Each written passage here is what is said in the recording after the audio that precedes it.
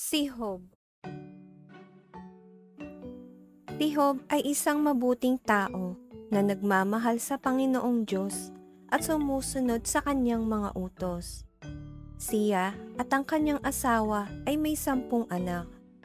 Binigyan siya ng Diyos ng maraming pagpapala.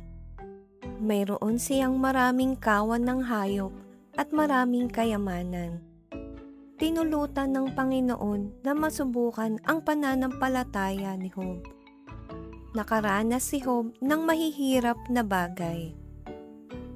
Isang araw, marami sa mga alagang hayop ni Job ang ninakaw.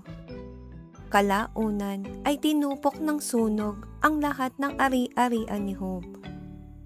At namatay dito ang lahat ng kanyang mga lingkod at iba pang mga hayop. Pagkatapos ay giniba ng isang bagyo ang bahay ng anak na lalaki ni Job. Nasa loob noon ang mga anak ni Job at lahat sila ay namatay. Walang natira kay Job at sa kanyang asawa kundi ang kanilang kalusugan. Malungkot si Job at ang kanyang asawa. Nawala sa kanila ang lahat, pati na ang kanilang mga anak. Ngunit may pananampalataya pa rin si Job sa Panginoon. Hindi niya sinisisi ang Panginoon sa mga nangyari. Pagkatapos ay nagkasakit si Job ng malubha. Pinalot ng masasakit na pigsa ang kanyang katawan.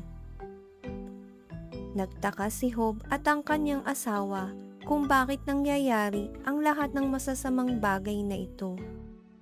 Nagsalita ang Panginoon kay Job at ipinakita niya rito ang mundo, ang mga bituin at ang lahat ng mga bagay na nabubuhay. Tinuruan ng Panginoon si Job ng isang mahalagang aral. Ang lahat ng bagay ay nilikha upang tulungan ang mga anak ng Ama sa langit, na malaman ang tungkol sa kanyang anak na si Hesukristo at sumunod sa kanya.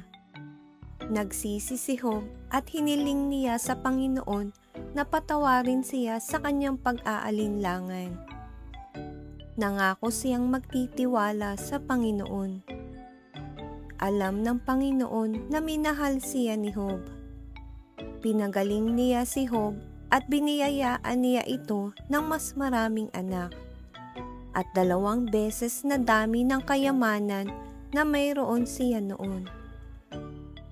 At yan ang kwentong parabola ni Job.